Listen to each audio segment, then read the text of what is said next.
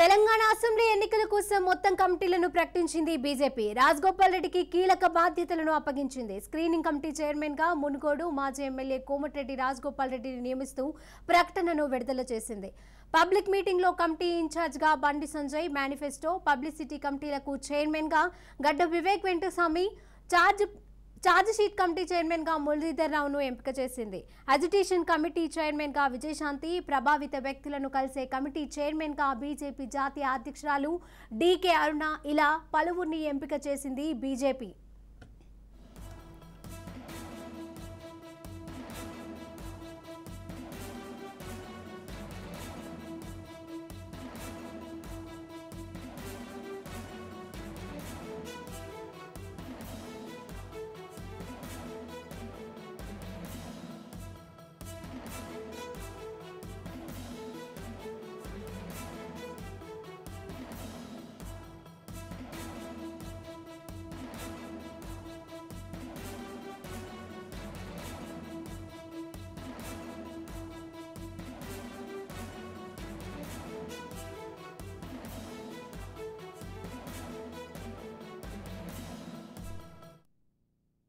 Telangana assembly ఎన్నికల కోసం మొత్తం కమిటీలను ప్రకటించింది బీజేపీ. రాజగోపాల్ రెడ్డికి కీలక బాధ్యతలను అప్పగించింది. స్క్రీనింగ్ కమిటీ చైర్మన్ గా మునుగోడు మాజీ ఎమ్మెల్యే కోమటిరెడ్డి రాజగోపాల్ రెడ్డిని నియమిస్తూ ప్రకటనను విడుదల చేసింది.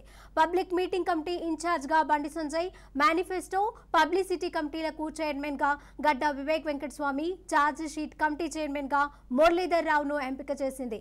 అజిటేషన్ కమిటీ చైర్మన్ గా విజయశాంతి, ప్రభావిత వ్యక్తులను కలిసే కమిటీ చైర్మన్ గా బీజేపీ జాతీయ అధ్యక్షురాలు డీకే అరుణ ఇలా పలువురిని ఎంపిక చేసింది బీజేపీ.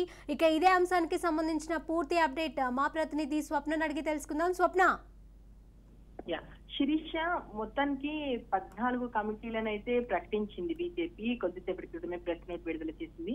దీంట్లో ఆసక్తికరమైన విషయం ఏంటంటే, ఎవరైతే బీజేపీతో కాస్త విముఖంగా ఉన్నారు, వీళ్ళు బీజేపీలో ఉంటారా ఉండరా అనేటువంటి మాటలు వస్తున్న నేపథ్యంలో వాళ్ళందరికీ కూడా కీలక బాధ్యతలు అప్పచెప్పింది. అయితే వాళ్ళు ఈ బాధ్యతల్ని ఎంతవరకు నెరవేరుస్తారు, పూర్తి స్థాయిలో తీసుకుంటారా, దీని మీద ఏం మాట్లాడతారు, ఇచ్చినటువంటి బాధ్యతతో వాళ్ళు సాటిస్ఫైడ్ అవుతారా అనేది మాత్రం మనం వేచి చూడాలి.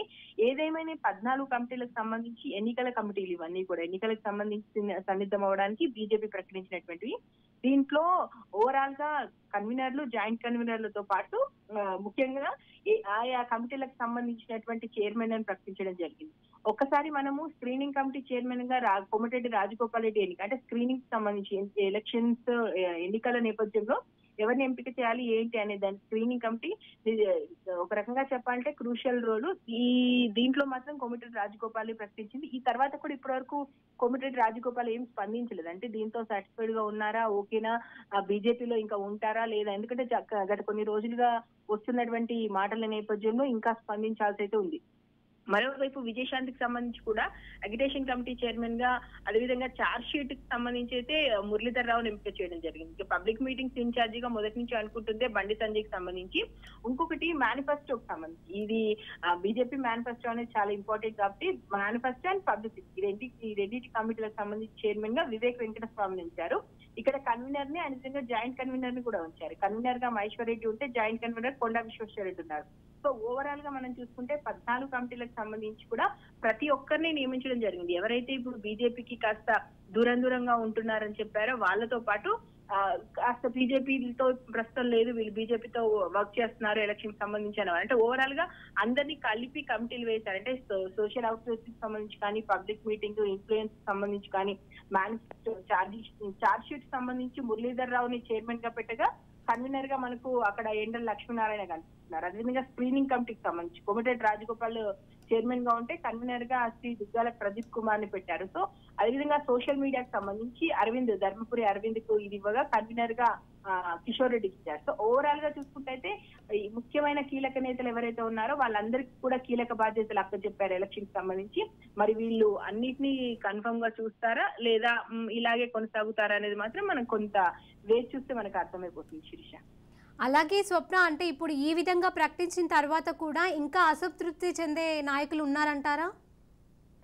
ఖచ్చితంగా అనుకోవచ్చు. ఎందుకంటే ఇది ప్రకటించి కూడా ప్రకటించిన తర్వాత ఇప్పటి వరకైతే ఎవరు మేము ఈ బాధ్యతలను పూర్తి స్థాయిలో నిర్వహిస్తాము అని చెప్పేసి అంటే ఇటు మాట్లాడలేదు, అటు మాట్లాడకుండా ఉండలేదు. ఇప్పుడు ఈవినింగ్ నిన్న అరవింద్ ప్రెస్ మీట్ జరిగిన తర్వాత ఈ డిస్కషన్ నిన్నటి నుంచి నడుస్తుంది. 14 కమిటీలకు సంబంధించి వీళ్ళని వేస్తారు, వీళ్ళకి ఈ బాధ్యతలు అప్పచెప్తారు. ఎందుకంటే దాదాపు అమిత్ షాతో కిషన్ రెడ్డి 2 సార్లు భేటీ జరగడం జరిగింది. ఇక్కడ మురళీధర్ రావుతో భేటీ జరగడం జరిగింది. ప్రకాష్ జవదేకర్ వచ్చి భేటీ చేశారంటే గత కొన్ని రోజులుగా బీజేపీకి సంబంధించి కీలక భేటీలన్నీ జరుగుతున్న నేపథ్యంలో వీళ్ళనైతే వేశారు. వీళ్ళలో ఎవరు ఉంటారు, ఎవరు లేదు అంటే ఇప్పుడు వివేక్ సంబంధించి కానీ, కొండా విశ్వేశ్వరరెడ్డికి సంబంధించి కానీ, డికేఆర్ కానీ వీళ్ళంతా ఓకే అంటే ఇంకా వర్క్ ఉన్నారు అనుకోవచ్చు. కానీ కోమటిరెడ్డి రాజగోపాల్ సంగతి అయితే ఇప్పటి వరకు మనకి ఇంకా తెలియాల్సి ఉంది.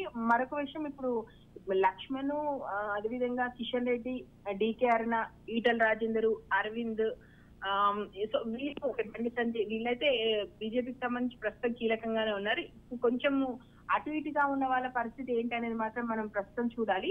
ఏదేమైనా కూడా దీని మీద ఇంకా ఈవినింగ్ వరకు ఏమైనా స్పందిస్తారేమో, దీన్ని ఒప్పుకుంటారా, ఈ మాత్రం 10తో వాళ్ళు ఓకేనా? ఎందుకంటే మనము వాళ్ళ దగ్గర నుంచి వస్తున్న ఇన్పుట్స్ ప్రకారము మేము అమిత్ షాతోనే తాడోపేడ తేల్చుకోవాలి, ఇలా ఉంటే మేము గెలుస్తామా గెలవమా, అసలు అధికారంలోకి వస్తామా రానేటువంటి అనేక క్వశ్చన్స్ వాళ్ళలో ఉన్నాయి. కాబట్టి 10న అమిత్ షా వస్తాడు. అమిత్ షా వచ్చినాక క్లారిటీ వస్తుంది అనుకున్నాము. కానీ ఇప్పుడు పదాధికారుల సమావేశం కానీ, ఎమర్జెన్సీ మీటింగ్స్ కానీ, కిషన్ రెడ్డి అటు వెళ్లి రావడం కానీ, కీలక నేతలతో ఇటు ప్రకాష్ జవదేకర్ తో మాట్లాడడం కానీ, సో వీటన్నిటి నేపథ్యంలో ఇవి 1 by 1 అయితే బయటకు వస్తున్నాయి.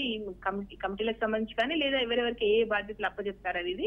ఒక్కసారి వీటి మీద మాత్రం 10న అమిత్ షా వచ్చిన తర్వాత మనకు ఒకవేళ అసంతృప్తులు ఎవరైనా ఉంటే ఆ తర్వాత బయటకు వచ్చే అవకాశం మనకు కనిపిస్తుంది శిరీష. అప్పటి వరకు మాత్రం ఇంకా ముసుగులో గుద్దులాట్లాగా అది అలాగే కొనసాగుతూ ఉండొచ్చు.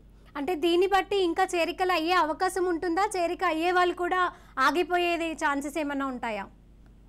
శిరీష, ఇప్పటి వరకైతే కీలకంగా ఉండి వీళ్ళు బీజేపీని అధికారంలో తీసుకొస్తారు, గెలుపు గుర్రాలు అనే వాళ్ళు మాత్రం ఇప్పటి వరకు అంటే ఇప్పుడు ఇంకా జాయిన్ అవుతారు అనేటువంటి పేర్లే మనకి వినిపిస్తలేవు. గతంలో బండి సంజయ్ కానీ, కిషన్ రెడ్డి కానీ చెప్పింది ఏంటి, టీఆర్ఎస్ లో ప్రస్తుతం అధికారంలో ఉన్నటువంటి ఎమ్మెల్యేలే మా దగ్గరికి మాతో టచ్ లో ఉన్నారు, త్వరలోనే వాళ్ళు వస్తారని చెప్పారు. కానీ ఇప్పుడు మాత్రం అలా టచ్ లో ఉన్నారనే మాటలు ఏమీ వినిపించట్లేదు. కేవలం ఉన్న వాళ్ళు ఎక్కడ వెళ్ళిపోతారు. ఇటు రాజగోపాల్ రెడ్డి పేరు గట్టిగా వినిపిస్తుంది. రాజగోపాల్ రెడ్డి పార్టీ వీడతారని మొన్నటి వరకు విజయశాంతి కానీ, కొండ విశ్వేశ్వరరెడ్డి కానీ, వివేక్ సంబంధించి కానీ, అదేవిధంగా ముఖ్యంగా గతంలో మాజీ ఎంపీలుగా ఉన్న వాళ్ళు కానీ, రవీంద్ర నాయక్ కానీ వీళ్ళంతా కూడా చాలా మేము ఉత్సాహంగా ఉన్నారు, మీటింగ్స్ వస్తున్నారంటే వస్తున్నారు. మీటింగ్స్ సంబంధించి కూడా కీలక మీటింగ్స్ కూడా డుమాలు కొడుతున్నారు. కాబట్టి కొత్త వాళ్ళు జాయిన్ అవుతారని మనం అనుకోము. ఈవెన్ మోదీ వచ్చి వెళ్ళిన తర్వాత కూడా బీజేపీలో ఒక జోష్ వచ్చిందే తప్ప పక్క పార్టీ నుంచి నేతలు వచ్చేంత స్పష్టత అయితే ప్రస్తుతం ఏమి కనిపించట్లేదు. ఈవెన్ అమిత్ షా వచ్చినా కూడా ఉన్నటువంటి నేతలను ఉంచుకోవడం కష్టం. వీళ్ళకి 30 నుంచి 40 సెగ్మెంట్ల గట్టి నాయకులు ఎవరు లేరు. కాబట్టి ప్రస్తుతం బీజేపీకి పక్క పార్టీల నుంచి నాయకుల్ని గుంజుకోవడం అనేది చాలా కీలకము. కానీ ఎవరు వస్తారు అంటే మాత్రం ఇప్పటికి ఎవరి పేర్లు వినిపించట్లేదు. ఉన్న వాళ్ళు పోకుండా వీళ్ళు కనుక గట్టిగా ఒకవేళ ప్రయత్నాలు చేయడానికి ముందుకు వస్తే మేబీ ఆ టైంలో ఏమైనా రావచ్చు. ప్రస్తుతం అయితే కొత్తగా చేరికలకు సంబంధించి అంటే చిన్న చోటమోట నాయకులు, సెకండ్ గ్రేడ్ నాయకుల మాటలు వినిపిస్తున్నాయి. కాబట్టి కానీ కీలకంగా ఒక చెప్పుకోదగ్గ నేత పేరైతే ఇప్పటి వరకు వినిపించట్లేదు. Right, thank you Swapna.